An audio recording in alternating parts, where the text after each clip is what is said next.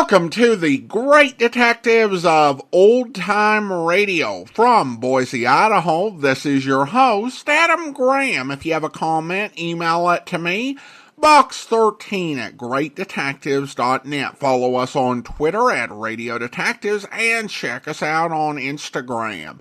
Instagram.com/Great Detectives. If you're enjoying the podcast, please follow us using your favorite podcast software. If you've not already, I do encourage you to check out my ebooks, All I Needed to Know I Learned from Columbo and All I Needed to Know I Learned from Dragnet.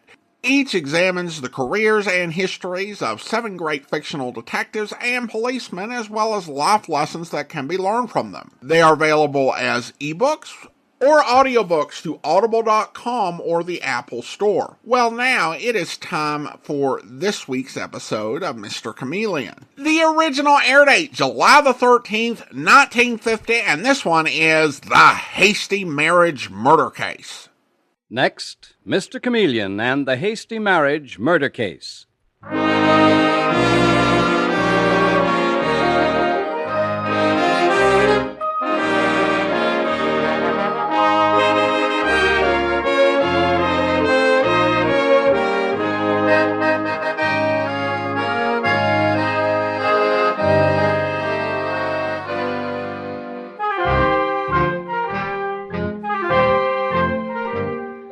Tonight, we again present the famous Mr. Chameleon of Central Police Headquarters in his famous cases of crime and murder, brought to you by the makers of genuine Bayer aspirin. Mr. Chameleon, as you know, is the famous and dreaded detective who frequently uses a disguise to track down a killer, a disguise which at all times is recognized by the audience. Tonight, we give you Mr. Chameleon in The Hasty Marriage Murder Case.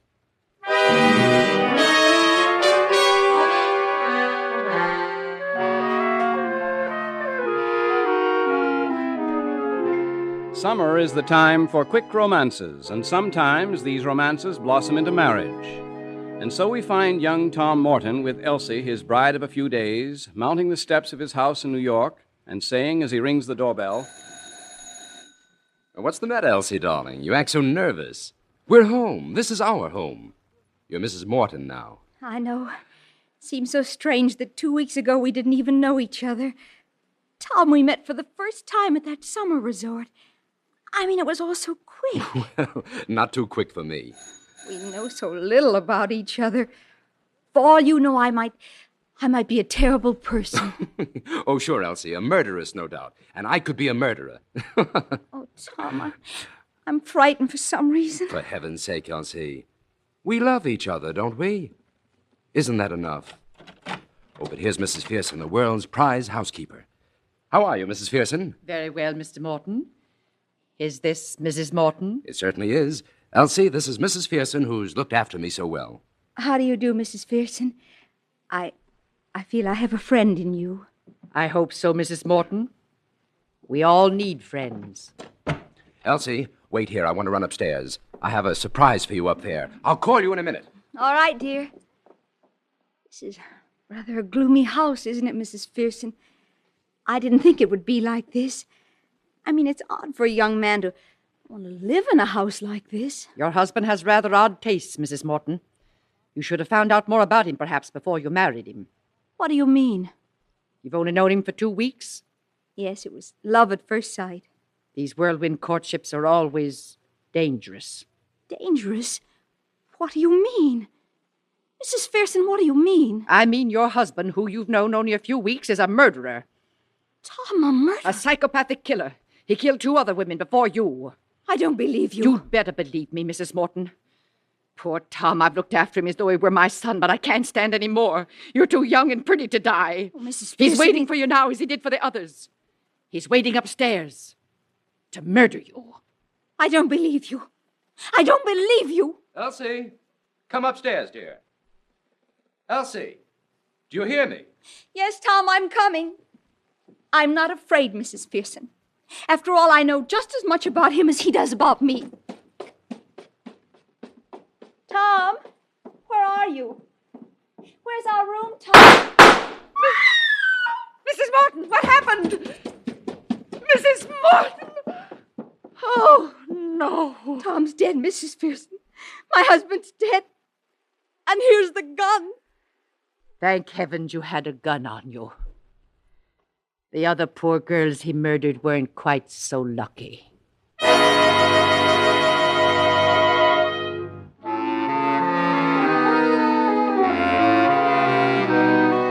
And now, a little later, we find Mr. Chameleon, the great detective, entering the room where Tom Morton lies dead. And he says to Elsie, who kneels sobbing beside her husband, Mrs. Morton, I'm Chameleon of Central Police Headquarters. I'm sorry, I must look at your husband's body. I can't believe it, Mr. Chameleon. I still can't believe it. This must be a nightmare. It can't any of it be true. Yes, I know. Murder always seems like a nightmare. Shot through the heart, huh? Is this the gun? Yes, it's Tom's. It was lying on the floor beside him. I picked it up. I know I shouldn't have, but I did it without thinking. Dave, this is Detective Sergeant Dave Arnold. Mrs. Morton. How do you do? Dave, will you take all the fingerprints off this gun, please? Okay, Mr. Chameleon. Mrs. Pearson, the housekeeper, wants to speak to you. Tell her in just a minute, Dave. Mrs. Morton, what is this box of jewels doing on the table? Did your husband write this card with him? My dead mother's jewels for my bride to make live again. Yes, it's Tom's handwriting. He said he had a surprise for me. Mm-hmm. Mrs. Morton, how long have you been married? Just a couple of days. Mm-hmm. And how long had you known your husband? Less than 2 weeks. Less than 2 weeks? Yes, Mr. Chameleon, we met at a summer resort. Do you mean to say that you had known each other less than 2 weeks, yet you were willing to take a serious step like marriage? It's been done before. Yes, it has. And now your husband lies murdered. And you think our hasty marriage had something to do with the murder? But that's not true. Tom was shot by someone I didn't see. Whoever it was got away just before I came into this room. Do you think they left through that door there and went down the back stairs? Well, probably. I mean, I didn't know there was a back stairs. I didn't know a thing about this house, Mr. Chameleon, until my husband brought me here. Let's see where the door leads to. Mm-hmm. A back hallway. Which I didn't know was there. You might have opened the door and looked, Mrs. Morton, and then made up your story that the murderer got away. Oh, no, that's horrible. As horrible as Mrs. Pearson's lies. What lies did Mrs. Pearson, the housekeeper, tell you? She told me that Tom was a murderer. That I'd married a man who was a psychopathic killer. That he'd killed 2 women before. Mrs. Morton, you see now the results of marrying a man that you knew nothing about. You might have killed your husband in self-defense. I didn't kill Tom. Very well, Mrs. Morton, that's all for now. Detective Sergeant Arnold is in the kitchen, I believe. He'll want to take your fingerprints. It's quite necessary, Mrs. Morton. All right, Mr. Chameleon. Mrs. Pearson, will you come in, please? Yes, Mr. Chameleon. What's this about Tom Morton being a murderer? Mrs. Morton, his bride, says that you told her that he'd killed 2 women. I told her that? Oh, the poor child. It was the other way around. Do you mean that it was she who claimed her husband was a killer? Well, it was this way, Mr. Chameleon. She said she was afraid. She'd only known him for a few weeks, and it seemed to me her poor sick mind suddenly connected him with some murder she'd read about in the newspapers. And she told you all this just before Tom Morton's murder? Yes, she was in a terrible state when she went upstairs to him. And then when I heard the shots... Are you all right, Mrs. Pearson? Yes, it's just that I haven't been well. A woman comes twice a week to give me sun lamp treatments. Poor Tom Morton, he was such a... Oh, excuse me, there's the doorbell. I'll come down with you. Mrs. Morton says that she knew her husband less than 2 weeks before she married him. I can never understand a hasty marriage like that. Can you, Mrs. Pearson? I think it's awful, Mr. Chameleon. Why, either one of them might have had some dreadful secret in their past. Exactly. But you'd better open that door, Mrs. Pearson. Someone's very impatient. Yes, young man? What do you want? I want to see Elsie. I mean, Mrs. Morton. Where is she? Why do you want to see her? Because I do. And who are you? I'm Chameleon of Central Police Headquarters. And Mr. Morton has been murdered. So you'd better tell me who you are and your relationship with Mrs. Morton. Why, my name is Donald Hilton, and I'm just a friend of Elsie Morton's. Just a friend? Yet you rush in here shouting that you must see her? You'll have to do better than that, Mr. Hilton. Donald, I heard the doorbell. Is it really you? Oh, yes, Elsie. Are you all right, sweetheart? Yes, but Tom is dead. He's been murdered. Oh, Donald. What's the matter? Elsie, why do you push me away? Maybe she's afraid it was you, Mr. Hilton, who killed her husband. You were in love with her, weren't you? Isn't that true, Mrs. Morton? Yes, Mr. Chameleon. And Hilton was always jealous, violently so. He must have been, or you wouldn't have been that frightened that quickly. Isn't that right, Mrs. Morton? I'll answer for her. Yes, I was jealous. And now leave Elsie alone, Mr. Chameleon. Oh, yes, please leave me alone. I'm afraid I can't take any more. Some water, quickly. She's fainted. Here, from this pitcher. Thank you, Mrs. Fairson. You feeling better, Mrs. Morton? What happened, Mr. Chameleon? You fainted. Oh, yes. Is Donald Hilton still here? You went out to get some more water. Mrs. Fairson? Yes, Mr. Chameleon. Is Mrs. Morton feeling better? Yes, a little better. But she should go to bed immediately. And she should have care. Then may I make a suggestion? The girl who gives me my weekly treatments is here. Perhaps Will you bring her in, please? Miss Marlowe, will you come in, please?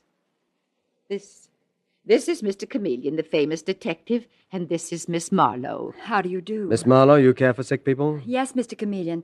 I'm not a nurse, but I've always liked to take care of people, so I decided to make a living at it. I see. And you come here to give sun lamp treatments to the housekeeper, Mrs. Fairson? Yes.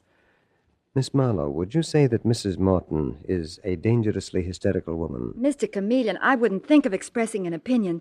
I don't know her. I've never seen her until this moment. Thank you, Miss Marlowe. You take Mrs. Morton upstairs, please. Yes, Mr. Chameleon. Come along, my dear. You'll feel better soon, Mrs. Morton. You keep an eye on her, too, Mrs. Fairson. I'll call you if I need you. Yes, Mr. Chameleon. Right now, I'm going to finish my little talk with Donald Hilton. I see him in the hall. Mr. Hilton, Elsie Morton is taken care of, so you don't have to worry about that. Thank you, Mr. Chameleon. Tell me, just how did you know that Elsie Morton was back in town?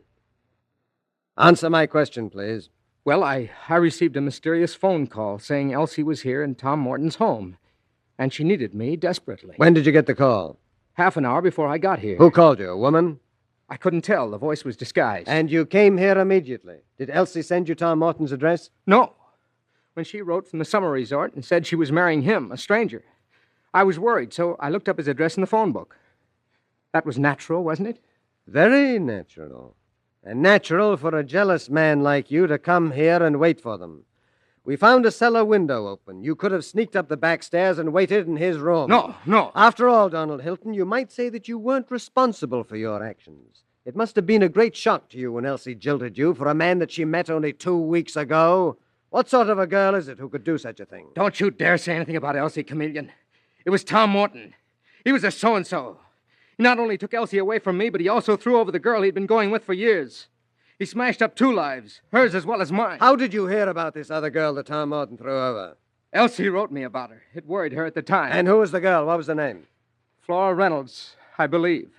But the housekeeper, Mrs. Pearson, should know. Yes, Mrs. Pearson should certainly know, and I intend to find out why she never mentioned the girl to me.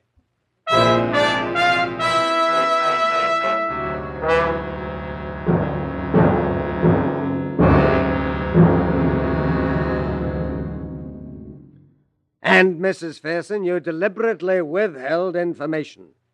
Why didn't you tell me about this Flora Reynolds, the girl that Tom Morton jilted? I didn't think she was important, Mr. Chameleon. Tom Morton was murdered. Anyone who was connected with him is important. And he went with this girl, Flora, for years. Flora Reynolds was his second cousin. He wasn't in love with her. You emphasized the her. Was there anyone else? No. But Miss Flora's a lovely girl. I'm very fond of her. Obviously. And I cannot allow you to protect someone just because you think they're innocent. Mr. Chameleon? Yes, Detective Sergeant Arnold, come in. What is it? It's about the gun, Mr. Chameleon. The only fingerprints found on the gun were the bride's, Elsie Morton's fingerprints. Not so good, huh? No. Not so good for Elsie. By the way, Mrs. Pearson, you saw a good deal of this other girl, Flora Reynolds. You had a chance to observe her. Did you? Why, yes, I did, Mr. Chameleon. Could you tell me offhand what size glove you'd say she wore? What size glove? Why, no. That's a strange question. Is it? Many a murderer, Mrs. Pearson, has been trapped because a detective asked the one strange question that counted.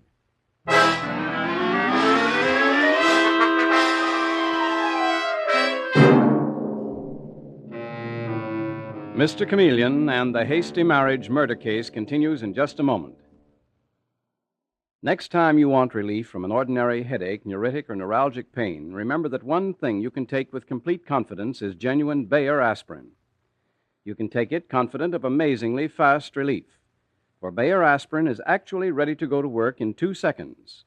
And you can take it confident of really dependable relief, for no other pain reliever can match its record of use by millions of normal people without ill effect. Don't ever forget this unmatched record. It's important, because it means you can take Bayer aspirin sure in the knowledge that it will bring you the gentle relief that's important to your health. So don't experiment with drugs that have not been proved by years of successful use. For the 2 most important kinds of relief, fast relief and dependable relief, do as millions do. Be sure with Bayer aspirin. When you buy, ask for it by its full name, Bayer aspirin, not just for aspirin alone. Get the 100-tablet bottle and you get Bayer aspirin tablets for less than a penny apiece.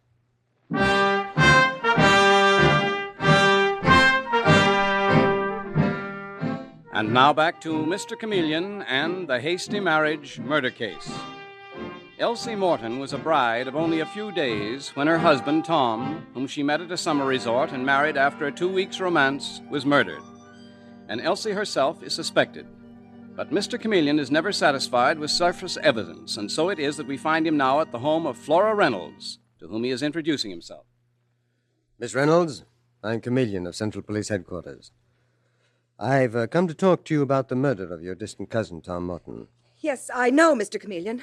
Well, I mean... Do you mean that Mrs. Pearson, Tom Morton's housekeeper, called you? Well, that was very nice of her to warn you, but very stupid, too. Mr. Chameleon, believe me, I had no reason to kill Tom. Didn't you?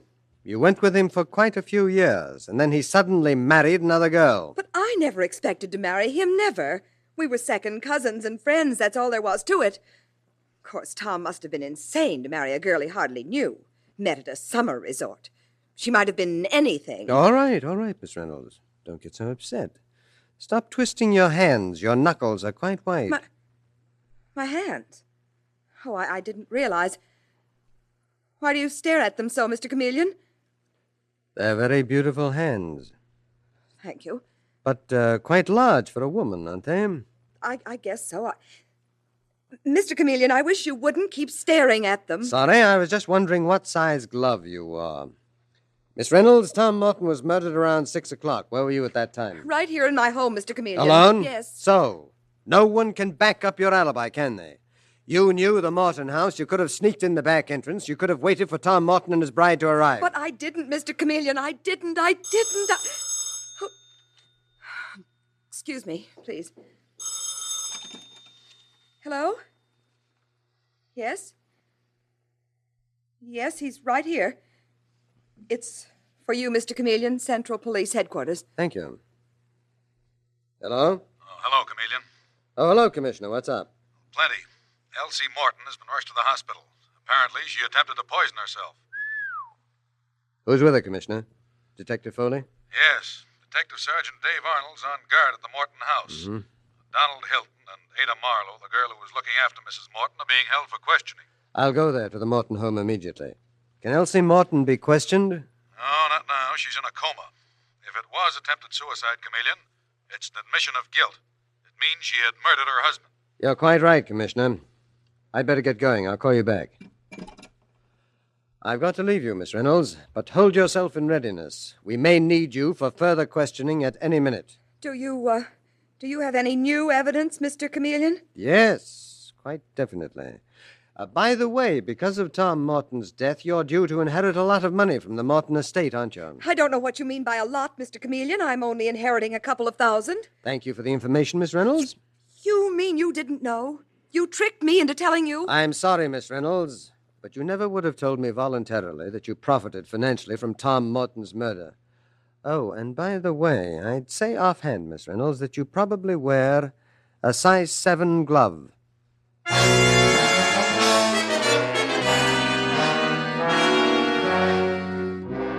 And now, a few minutes later, we find Mr. Chameleon grimly confronting Donald Hilton and Ada Marlowe.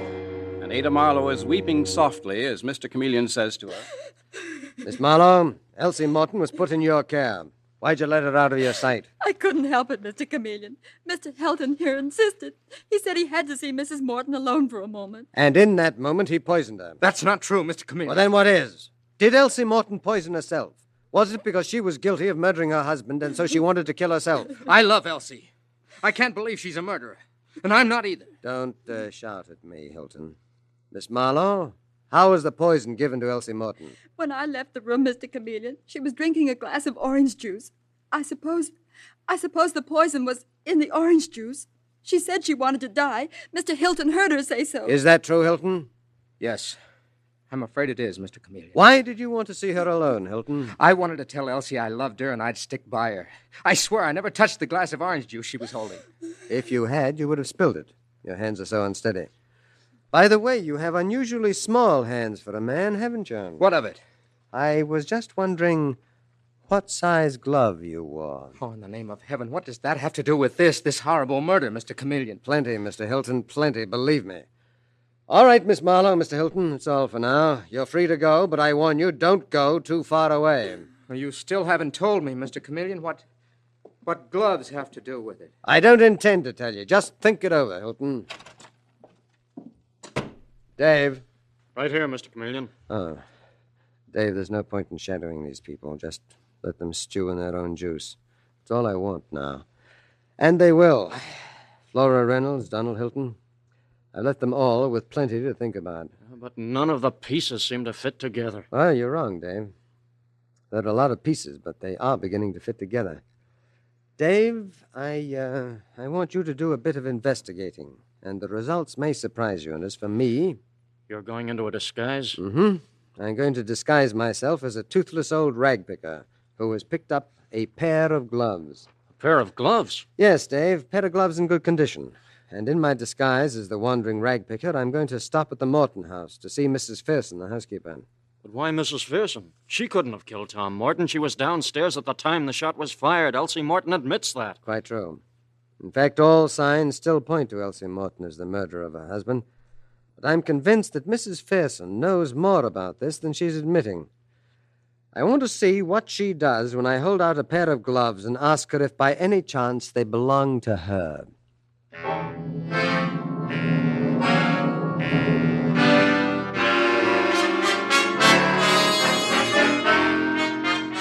And so the following morning we find Mr. Chameleon in his disguise as a senile and tattered old rag picker. He has been ringing the doorbell of the Morton house, and when the housekeeper, Mrs. Fearson, opens the door, he speaks in the voice of his disguise. Morning, ma'am. You the lady of the house? Yes. That is, I'm the housekeeper here. What do you want? Well, I tell you now, I'm a rag picker by rights, but once in a while I like to get me a job.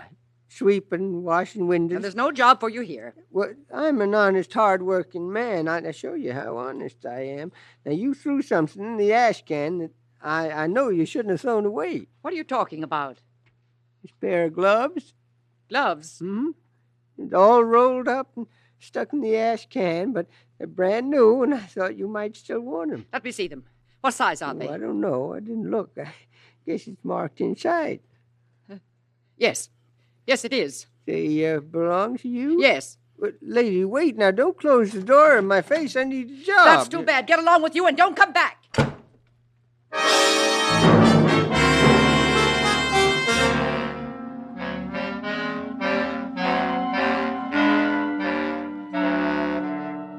And now, the following day, we find Mr. Chameleon in his office at Central Police Headquarters with Detective Sergeant Dave Arnold.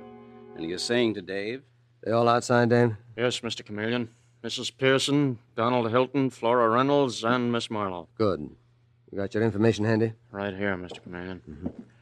Let's go.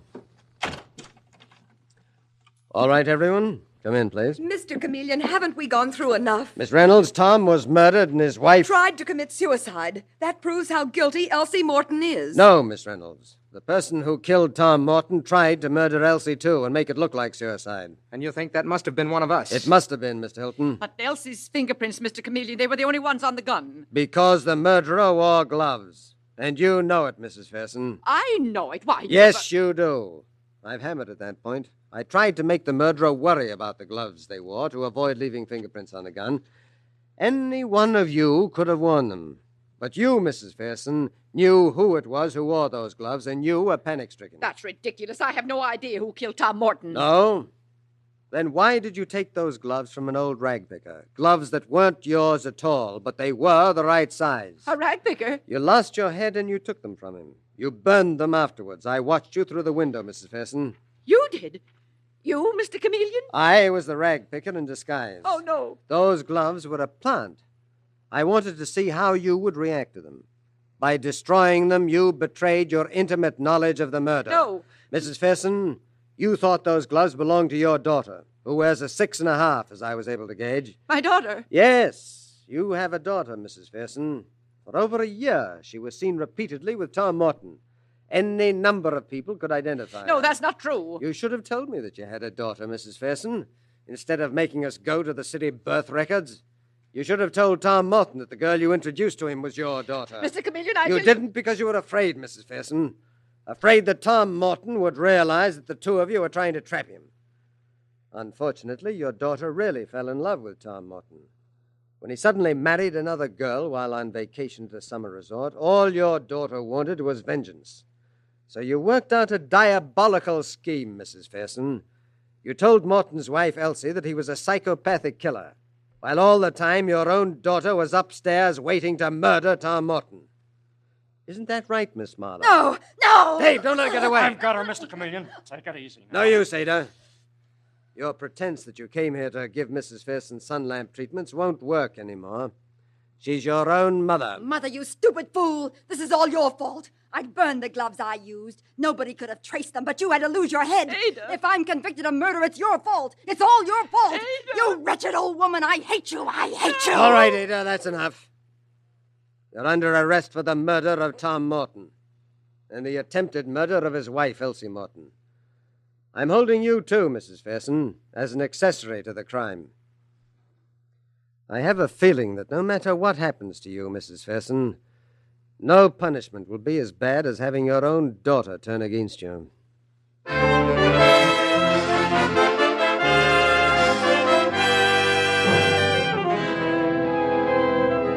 And with these words, Mr. Chameleon concludes tonight's murder case.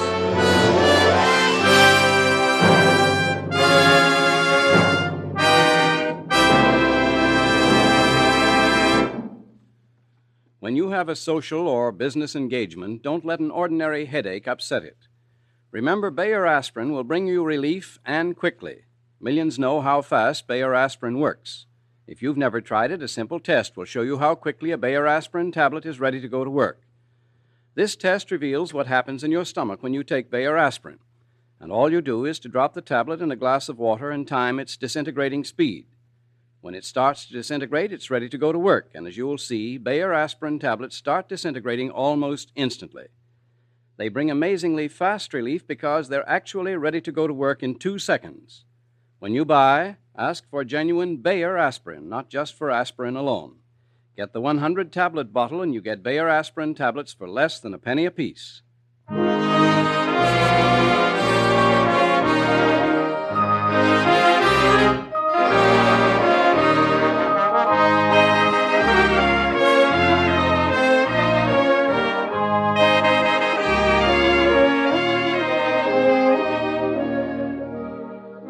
Listen next Wednesday night at this same time for Mr. Chameleon, the man of many faces, in The Bought and Paid For Murder Case. The part of Mr. Chameleon is played by Karl Swenson, with dialogue by Marie Baumer from the original story by Frank and Ann Hummert. Music directed by Victor Arden. Your announcer is Howard Claney.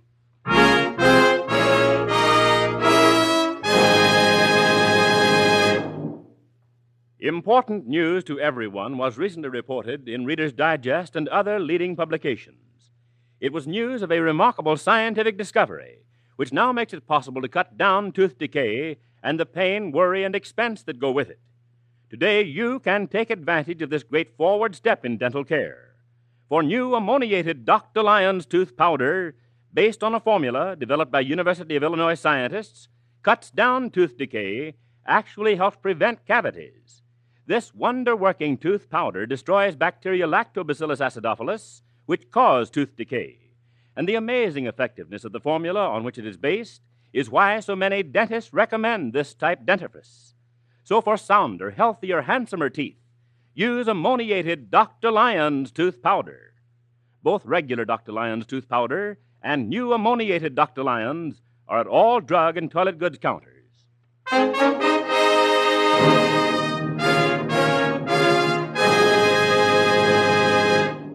Listen for Mr. Chameleon in the Bought and Paid For murder case next Wednesday night at this time. This is CBS, where 99 million people gather every week, the Columbia Broadcasting System.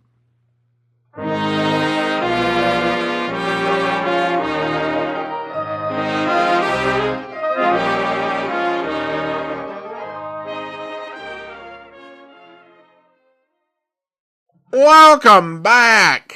Chameleon telling someone else not to shout is rich. Apparently it's like, I'm the only one around here that's allowed to shout.